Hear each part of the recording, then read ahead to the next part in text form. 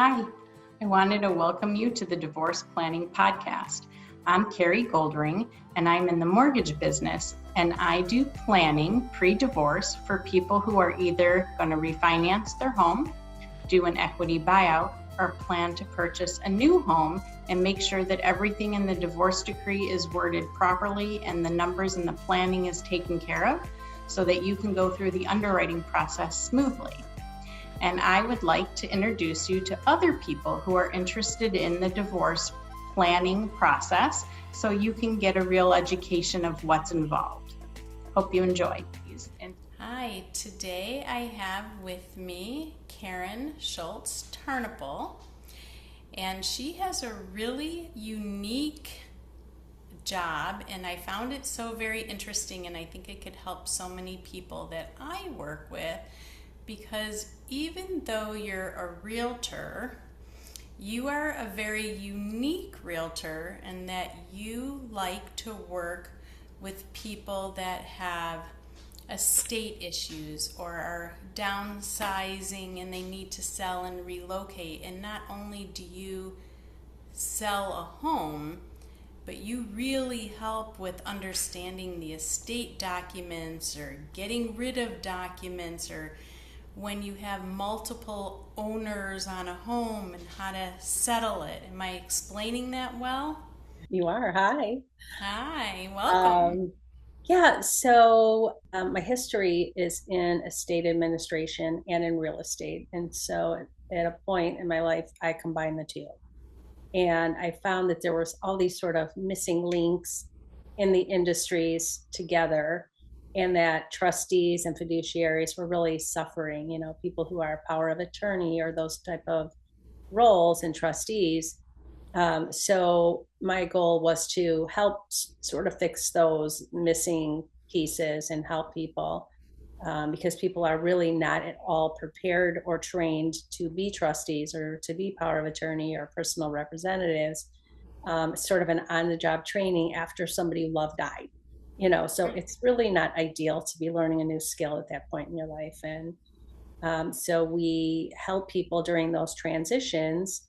So whether it's a trust where somebody died, or a probate, again, when somebody has died, or a divorce is a challenging time, same kind of thing, and seniors who are downsizing. So they're all the sort of high emotion times where people really need somebody to hold their hand and guide them through. And it's never just one thing. Like, it's never just I'm selling a house. People need so much more than that. Right. And so we oversee, the entire process for them, or the one point of contact. It just makes everything easier for them. And we're also skilled in the trustee work and the power of attorney work. So all those different things that come up, we help them with those as well, especially things like inventorying assets or beneficiary designations to make sure that the assets match the intended estate plan, those kind of things. So we really sort of a whole umbrella of things, but it's all estates, it's all transitions, high emotion, stressful times in life where Right. you just need more help than you normally would. Right. And I know sometimes we were talking about when I'm working on a divorce and someone has a property to sell, there's a lot of times that it's in a trust. Yeah. And you need to obviously break this trust down, right? And then you need to do some rebuilding, and who's the right person to sign and how does that work? Or I think I was telling you too, I have two families now where the parents thought it was in their best interest to deed the home to all the kids and the spouses, and then that got kind of messy. Yeah. And, As it would. you're perfect for those kind of messy things because you know how to take care of the puzzle. Right. I'm great with puzzles, as are you. Right, it's Uh, the financial puzzle, right? But yeah, it exactly. gets complicated, and then when you add that extra emotion to everything, when you don't understand it, it makes it worse. Or if you have a bunch of people sort of weighing in and making decisions, you have 4 kids or a bunch of different beneficiaries, and they all have their own agenda and their own view of what dad and mom intended. And, maybe they had different conversations with mom and dad, and, they said one thing to one and something different to the other because the other one's more sensitive, or, you just never know. Sometimes they don't want to share everything with every kid or even any of the kids because they don't want them to become dependent on a future inheritance or different things like that. So, communication is not great in this industry, organization and communication. So Right. somebody might have all these assets and feel like, oh yeah, I have an estate plan, I'm good, and then forget to fund the trust, or they get divorced and they forget to unfund the original trust and reestablish the new trust. And I think So that happens a lot yeah, because people are so exhausted after the divorce and going through all the paperwork and everything that they have to do. yeah, And that's like the last thing. They're like, oh, I'm not going to die, so I don't need to do it. right, And granted, no one wants to think they're dying tomorrow or getting in a car accident and being, in a coma or who knows what. right. But that's why we do those things. That's why we buy insurance, because the unexpected does happen. And the last thing you want is your ex-spouse to be in control of things that you just worked so hard for to get. That's right. That you just fought for years in court, right? Right. No, my dad died at 37 and left my mom with 3 kids and no job. So it Oh, does happen, it you does know. happen. It's terrible, but it does happen. Yeah. And it's very scary. I talk to a lot of people after divorce when I'm done with the mortgage, and I call and say, did you, redo your estate? Or, no, I'll do it later. I hear that Yeah.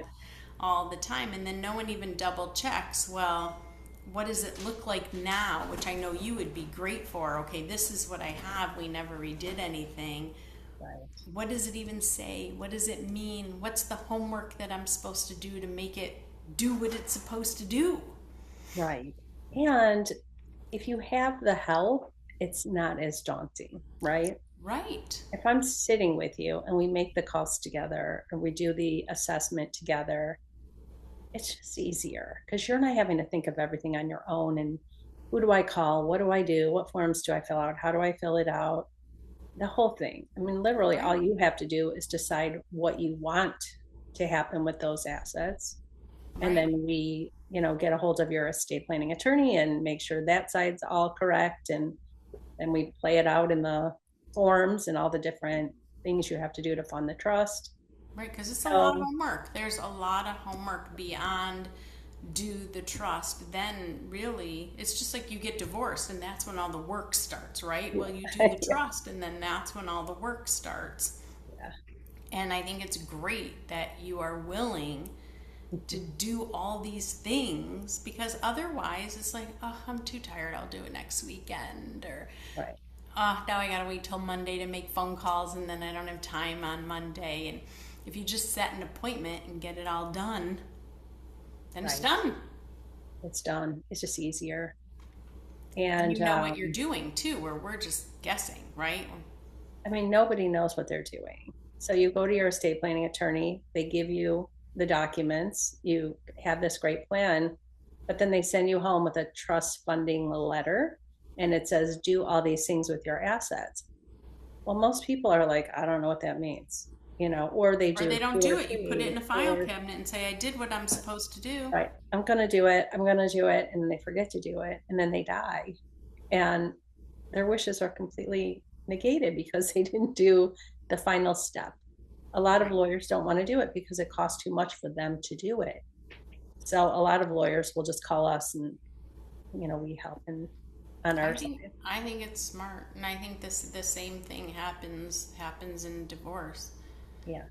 So I even remember going through my own divorce and, taking a bunch of phone calls and doing a lot of things at work. And then when my divorce was final, I remember my manager going, oh, thank God your divorce is final. I need you back at work full time.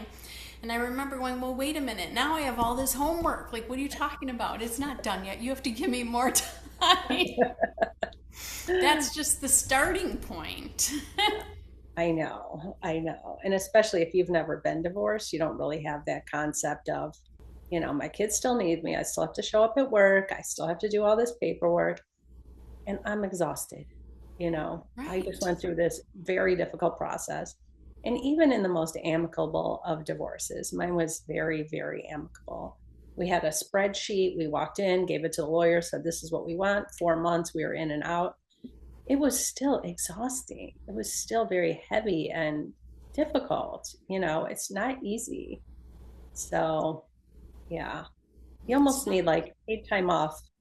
Like, what is Right. that? And I Family think the leave? estate planning is the exact same thing. I know when I did mine, I had a bunch of homework. I think I was telling you, there's like just a lot to do. Yeah. And there's like, I don't know, it's 2 inches thick of homework, Yeah. Read it all. 70 Right. page trust. Right. And then it says, do this and send this to the doctor and send this to the bank. And here's the new updated law. And Yes. all these things need to be titled. And I remember going, well, I did a trust years ago. I just updated it. And then you go to the bank and it's like I gave them instruction to do blah, blah, blah. And now you ask for proof. And lo and behold, it's not done right. Yes. There's that side too. And banks are trying to do as little as possible with trust now. In fact, they don't even have anybody in their chairs in their bank branches to handle these things because they really don't want to. Right. So Oh, that makes I everything waited more a good difficult. 3.5 hours in the lobby at one of the banks to finally talk to someone. And then when I said I wanted it in writing to verify that it was actually done, I think that was another hour. Like they're like, in writing, I just told you it's done. It's like, well, here I was here 3 years ago and asked for it. You could see it's not. Yeah. It's a lot. It's a lot. Well, I think it's so awesome that you do what you do, and I've never heard of anyone doing your job. And I think it makes so much sense to have the security to know that everything is done right, that what you paid for, you're actually going to get. It's true. And there really isn't anybody who does what we do. It just kind of came out of necessity because I just saw so many times when I was working on these trusts where some of them would take 5 years. It was so not necessary. Right? Or we would have to create this whole family tree with, so many people in the family because the guy didn't have any siblings or spouse or kids or parents. So, we had to build this whole crazy family tree and do all this research, which actually ended up being super fun, believe it or not. Another puzzle. Mm-hmm. But you just never know.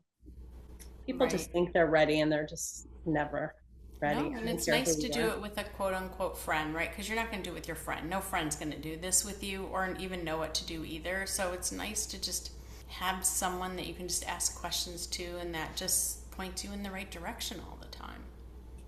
Yeah, well, on that note, so I'm working with two people who are power of attorney for a gentleman who's in hospice. He's still very with it, but he asked them to start taking over the finances. And they hired me because they were like, he said, oh, it's easy, easy. When I die, it'll be split, easy, no problem. And we sat down and went through probably 20 assets and they didn't match the will. There was no trust. The deed was not great for the situation. And just there was not beneficiary designations on a bunch of stuff. And so we presented it to him and we were like, hey, is this what your intention is? We had this whole spreadsheet.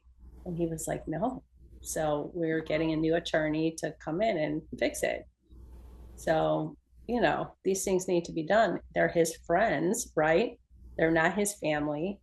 And Right. he sort of laid it on them, not thinking I'm going to be burdening my friends. It's more like, oh, I need help and, that kind of thing.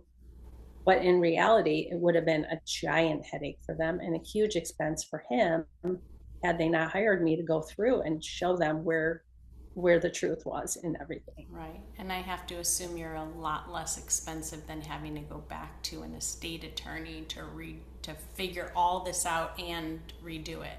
And redo the documents or for probate because probate's expensive, especially Right. when you have a bunch of people arguing over the assets. because that it wouldn't be wasn't fun going to either. be even, and there was going to be fighting. So, They were lucky to have you.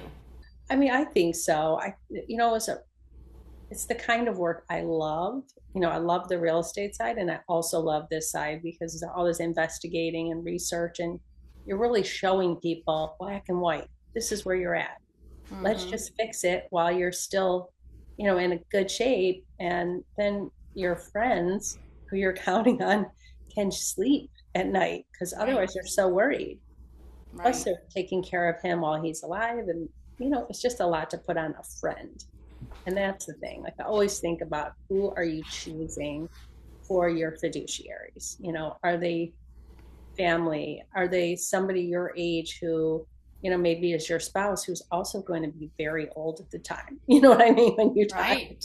they're not going to want to do that either. No, and your friends could be in the same bad shape that you're in. Yeah. And there's really nothing in it for them. You know what I mean? Like, you're asking them to do something. They're not beneficiaries. They're just your friends. That's a lot to put on a friend. It is. And a lot of times your I kids just don't had a want to do it. girlfriend go through all that for her aunt, and she wasn't a beneficiary, but the aunt wanted her to be the executor of the estate, and it felt like a full-time job. It is. It's hundreds of hours. They say 400 to 500 hours average It's great. for an That's estate. crazy. Yeah. But she could have said no. She could have said, no, I'm not going to do it. It's usually in the trust that they can say no. Right. And I You know what I think mean? she Just go on to the wanted to next. honor her aunt. I don't think she realized how much there was to do. People Um, never do, though. but I It walked sort with of her in the feels like an evenings, and honor. Like you, yeah, I went to the house with her one day just to help take out the garbage, and there was just a lot. you can outsource all that stuff too, though. We have Right. great vendors that we outsource a bunch of stuff to, and we have, better pricing with the vendors and different things like that. So, it's just easier to use a professional for these kind of things because it'll get done faster, more efficiently. We see Right. the whole picture. So we Right. Because know, we're like, maybe, stumbling. yeah, like maybe we don't need an estate sale. Maybe you just need to give everything away because the person was 90 and their couch is 80. And, you Hmm. know, some things just are not really sellable. That And, makes sense. China, people think their China's worth so much money. It's just not. And silver and their artwork, the artwork's usually not worth anything either. I know, which is such a shame because you always think it is. Yeah. So I if feel like we have, collectibles are just like gambling. It's just a risk. You're hoping that, your Picasso will one day be a Picasso, right, or whatever art you're right, buying. But you don't know. It depends on the times. right, 100%, All hundred speculation. percent. So if I have someone who wants to get a hold of you, what is the best way for someone to find you? Heirloomconsultants.com with an S, consultants, or they can just call me 248-763-7970. Okay, and say the website one more time, so because I didn't understand it the first time. Oh, that's okay. Heirloom. So like a tomato, HEIRLOOM, consultants.com. Perfect. We're on Facebook, we're on Instagram, we're on LinkedIn, we're all over. So Wonderful. Well, it was a pleasure to have you, and it was exciting to learn what you did because I don't know anyone who does that, yeah, and I appreciate you spending time with me. thanks, Carrie. I hope you enjoyed the podcast. I'm Carri Goldring, and if you ever have any questions regarding mortgage, feel free to give me a call or send me a text message, 248-420-4524. Hope you enjoy the rest of your day.